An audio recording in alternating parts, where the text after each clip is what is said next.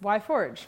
I got into it when I was in college. I was really poor, I was unemployed, I didn't like paying for food, and I was dog sitting one day and I noticed a bunch of red berries just all over the park we were at. So I looked it up, completely edible.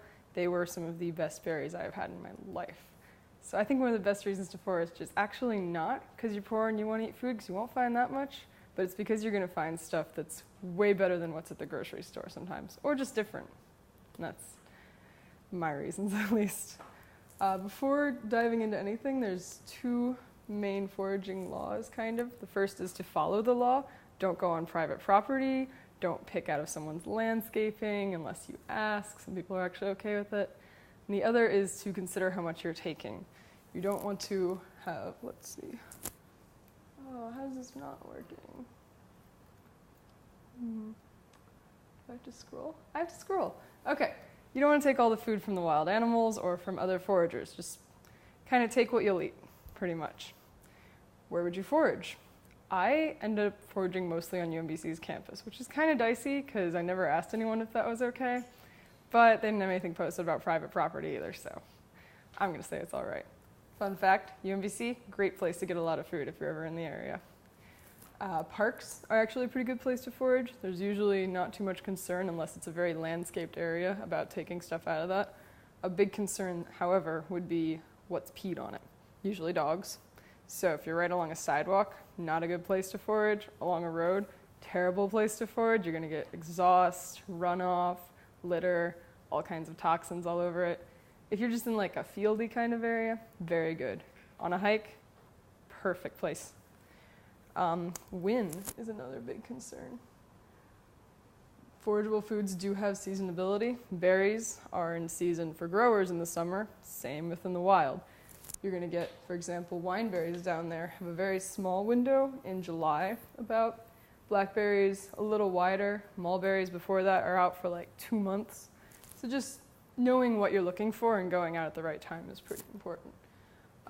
There's obviously better times for a lot of food. Spring and summer are going to be great. Fall is good if you're into finding like nuts and stuff. It's a little more work.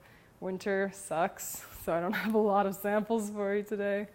Just tea, sorry. Let's see. Another part of planning ahead is having a program that you don't have to scroll through the slides for. It says tools at the top. Bringing the right tools. Usually I don't bring anything. Most stuff you can just pick with your hands. If you're going to go for stuff like sassafras or any kind of bark, you want a knife.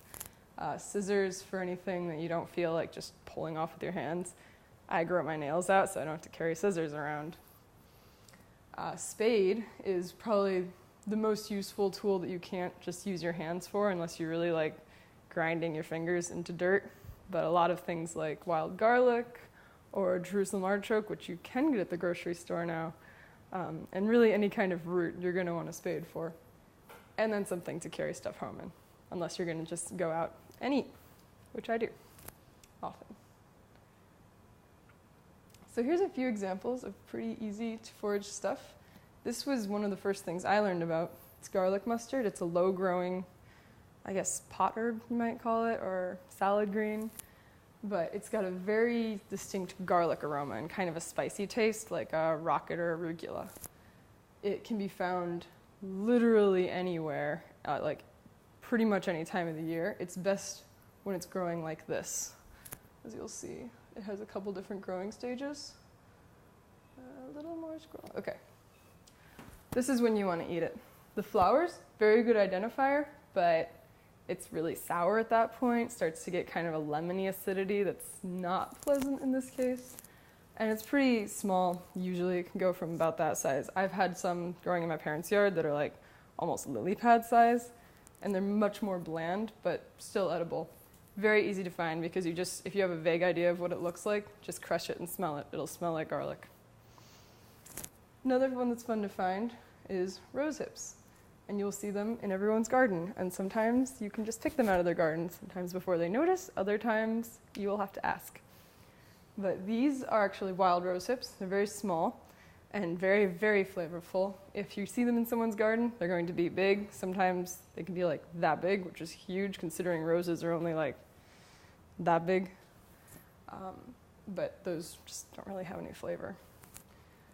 So they're very common in teas. They have a lot of vitamin C. It's a fun fact, popular in Sweden for soup, and is one of the things attributed to the long lifespan of the Swedish and northern folks, because they would just have this soup all the time. You want to take the seeds out if you find them, like up there, and just eat the skin and the pulp. And it's just a few pictures of it growing. It is the hip of like the basic rose bush, and any rose bush has an edible hip, unless it's been sprayed with a lot of pesticides. Another thing you want to watch out for when you're looking. This is a local find. Probably been seeing a few of these around. Prickly pear cactus. They are very edible. They have the fruit, which you'll find in a lot of grocery stores. Some Asian and Mexican grocery stores will actually sell the pads too, and they do the nice work of taking off all the really intense spines for you. You don't eat the skin of either one though. The fruit is very kind of like guava-like texture and sweet, whereas the prickly pear pad is more like, I never had it, but I've heard it described as a bell pepper kind of texture. I don't know what the taste is like, but here's a few identifiers. The internet is a wonderful thing for identifiers. You can look up pretty much any forageable food and there will be tons of pictures, usually with some hippies like pulling them out of trees and stuff, whatever that's about. But I've had many instances of taking a food home and not being 100% sure. Just check on the web. You don't want to eat the wrong thing. I picked like a gallon of berries out of a tree one day and found out they were completely inedible. And I'm really glad I found out by looking online. Another important thing to know is what not to eat, or what not to go near at all. Everyone knows poison ivy. It's pretty easy to identify.